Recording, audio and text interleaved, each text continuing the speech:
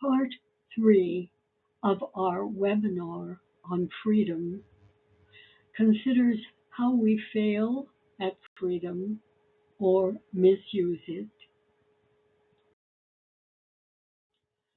To fully appreciate freedom, we need to become aware of obstacles to its fulfillment.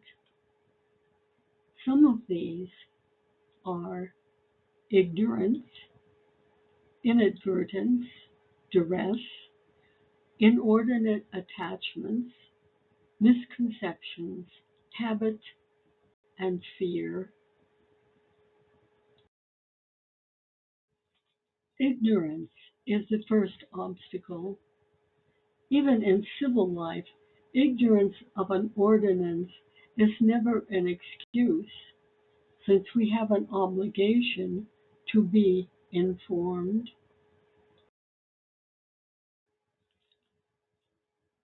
Truth is the only thing that gives us true freedom. Ignorance of a law is not an excuse for breaking it, because we are responsible to be informed about the limits of our freedom and how the law safeguards everyone's freedom. Spiritually and civilly, we must seek knowledge. It is the Spirit who teaches us truth, and we must work to have an open mind and seek such knowledge. Then we will come to know the truth, and the truth will set us free. Inadvertence equates to lack of awareness, and that lack can extend to circumstances, to situations, and to our own mental constructs. One of those constructs is denial. The prison we build in our own minds has a specific tile: prejudice, and often we are not aware of our prejudices. We are responsible to become aware of them, of our own prejudices and biases. A test of how sincere our desire is for freedom and truth comes with how we apply it to all people. If you think you love freedom, but you don't care if it applies to everyone, what you actually love is privilege. Duress comes from stress being caused by pressures coming from outside ourselves, which can inhibit our freedoms. Several stories in the New Testament about Jesus and how he relates to women who were considered prostitutes. His general attitude tells us a great deal. He was very compassionate and understanding. Women in that society, as in our own society, were often put in very difficult circumstances. If a woman lost her husband or her father, she was often left with no resources for survival, and prostitution was the only way she could survive. Attachments are the usual and the biggest obstacles to the experience of freedom. Becoming free of the tyranny of our own ego is the exodus of a lifetime.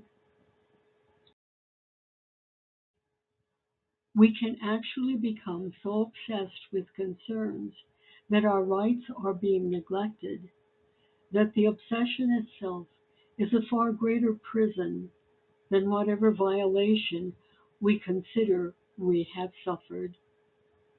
Obsession is a form of mental bondage.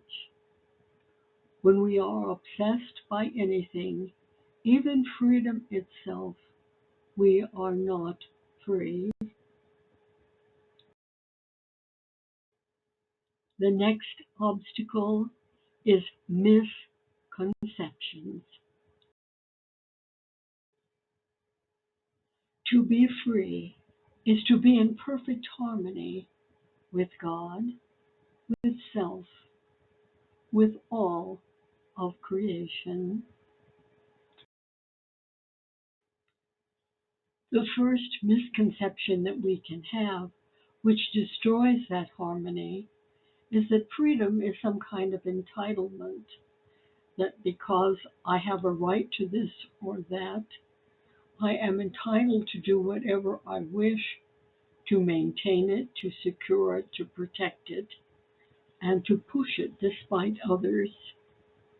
But life is not about me.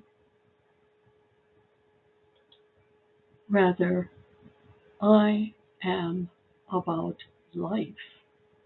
If I am in harmony with God, with others, and with creation. Pope John Paul expressed this very succinctly when he said, freedom consists not in doing what we like, but in having the right to do what we ought.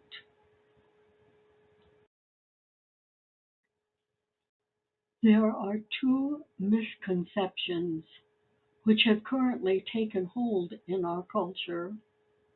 Both are related to life itself. The first is that I have absolute right over my own body.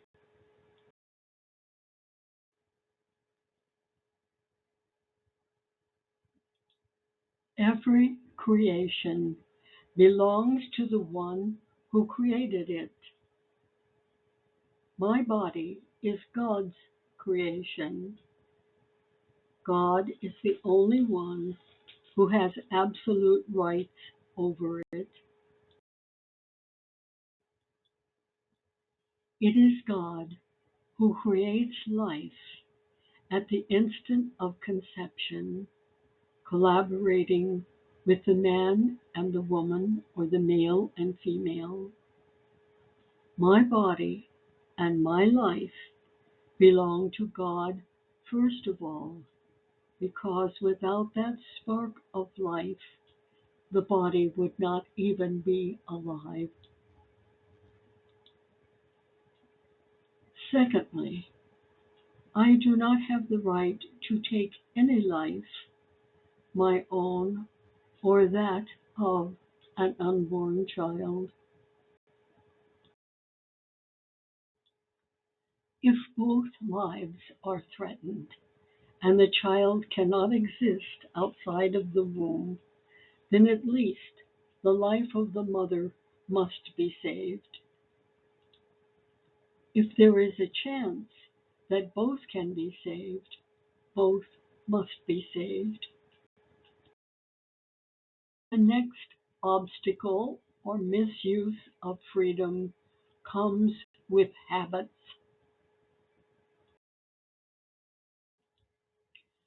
And how shall you rise beyond your days and nights unless you break the chains which you hold at the dawn of your understanding and have fastened around your noon hour? In truth, that which you call freedom is the strongest of the chains which hold you, though its links glitter in the sun and dazzle your eyes. And so it is that we proclaim the right to do various things which are actually chains that bind us. The first of these is the world view that we hold. If we hold a world view that is centered upon ourselves and not upon God and God's creation and other people,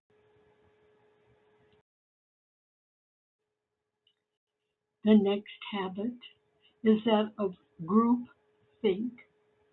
When we do not cultivate a habit of thinking for ourselves, of critical thinking, but rather just follow group think. The next habit is, of course, addictions. Addictions, especially to substances, things we eat, things we drink, which control us rather than our controlling them. Unfortunately, our need for entertainment or distraction can also become an addiction, and we see that a lot in the current situation in life with people being highly addicted to their cell phones.